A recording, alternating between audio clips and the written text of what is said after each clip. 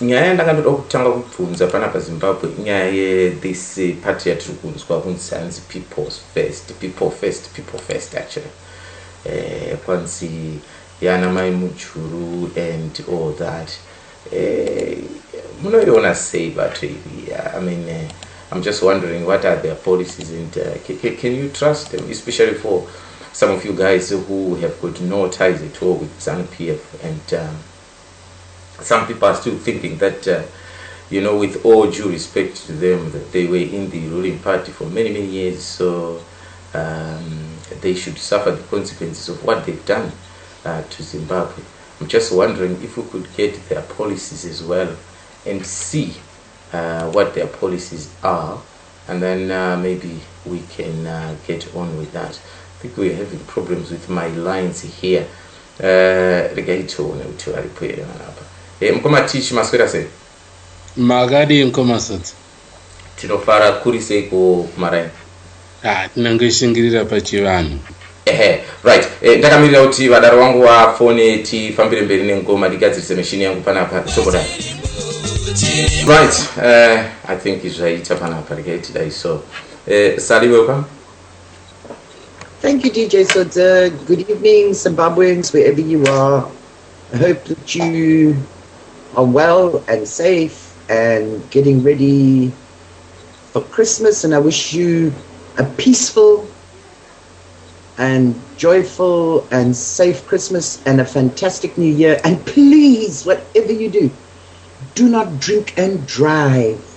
So maybe you're the wrong person to ask him. Come and teach you do drink, don't you? Yes, I do. I'm a social drinker, and this year is Chidakwa. Okay, that's all right. Yeah. Even me, I'm trying to be a social drinker, but I was given Jack Daniels and Coke. But Paulo Pamparo Karakata, could it be that? Right. Anyhow, Mkoma teach. We've got this Maimujuru, the hoo-ha about is it Zimbabwe first and all that? People first. Oh, people first. Yeah. Mungada uti what is it all about? People first, and what are the plans and what are they doing on the ground and all that? First of all, the most important thing to understand is the background of why we now have this party called People First that is emerging. All Zimbabwe political parties are derived or formed or founded from those that will either have been suspended, expelled, or rebelled against the main political party. This is the history of Zimbabwe, from Benjamin Murombo to current politics, to those that are well versed. ZANU-PF is a foundation. Its foundation is from rebellion by suspended members of ZAPU. All the Sitoles, the Takawiras, etc., had been suspended from ZAPU. So that just to give the background of how Zimbabwean political parties are founded. Morgan Tsvangirai is a former youth leader of ZANU-PF who rebelled when he became Secretary General of the Trade Union Movement, a position he was put in by ZANU-PF. And he founded MDC, and from MDC we've had many other parties. Anyway, that's the background, just to understand. Yeah. That's how most Zimbabwe political parties have been founded. Yeah. So the issue is, at this particular moment in time, we are reaching the end of an epoch, the Mugabe era. And as a consequence of this particular end, there is a lot of infighting within ZANU-PF, to a point that camps emerged and people started fighting each other. Basically, ZANU-PF is chewing itself from within. So whilst people have not gone out and formed the multiple ZANU-PF this, ZANU-PF that, as MDC did, the people that have left ZANU-PF have decided to found a party called People First, in terms of keeping with the ethos of what the revolution was all about, which was to put the people first.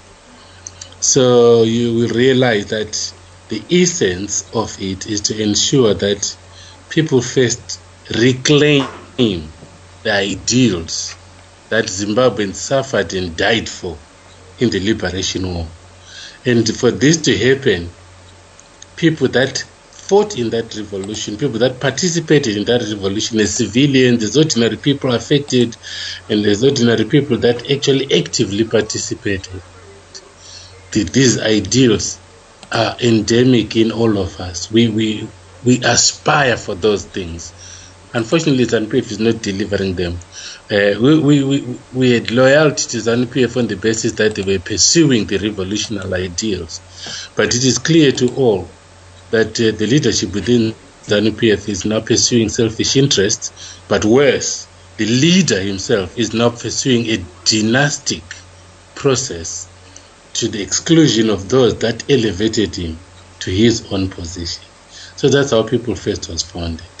So as a consequence of that, People First has come out with a framework to show the people of Zimbabwe what they will do when they get in power. Not if, but when they get in power in 2018. In terms of their economic policies, their foreign policies, their policies towards indigenization, their land policies, various aspects that affect our daily lives. So you will realize that our investment policies, etc., are all caught in that summation, which is the policy framework which we called BUILD. From that summation, policies will be developed for each cluster or sector to clearly enunciate for anyone who cares to read and put it on a website that this is the current government policy on land. This is the current government policy on foreign investment. This is current government policy on indigenization. These policies are over and above the legal framework, because the legal framework is the enabling system of rules and procedures to be followed in implementation. But policies define how you are going to focus and attend to specific issues and promote those particular ideals and ensure that they're implemented within the legalistic side of things, where you've got the Indigenization Act, the Mining Act, etc., etc. So the BUILD document should be viewed in that context, that it is the framework from which all policies of People First are going to be developed and presented to the public. Okay. Yeah. That's fine. Well explained there. Now I'm just wondering. So this is already an already formed party. It's official, right? Yes. So we shall be seeing rallies with Maimujuru going into rallies and Very soon, you'll be address seeing people. T-shirts and all the regalia and all the promotional paraphernalia. You'll be seeing websites. I think right now on Facebook is the most trending story. Various groups are being formed, WhatsApp groups everywhere. People First, USA, UK, Australia, South Africa, Zimbabwe. So it's happening everywhere. So you've got a lot of people that are so enthusiastic because Zimbabweans are desperate for change, because they've been waiting and waiting forever and nothing has happened. And people really believe that those that have come from within know how the system works in terms of the electoral process, etc., the security systems, etc. Maybe the transition will come, but more importantly, everyone realizes that Mugabe cannot continue anymore. So the end of the Mugabe era is a definite. It's here. So we have to prepare for the post-Mugabe era. Whatever happens, the fact is that ZANU-PF will never be the same. And right now, as we speak, they do not have a single person that can carry it through on a national vote. It's why they're stuck with the old man. If they had someone, that person would have emerged already. The person who was there and was expected to emerge was Maimujuru. A smooth transition was expected. It didn't happen, as everyone knows. So right now, they are stuck. The two vice presidents are at each other's throats, belong to groups.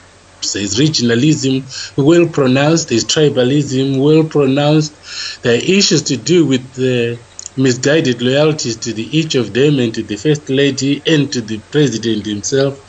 So ZANU-PF at the moment, whether they want to admit it or not, the president admits it openly, is a complete mess.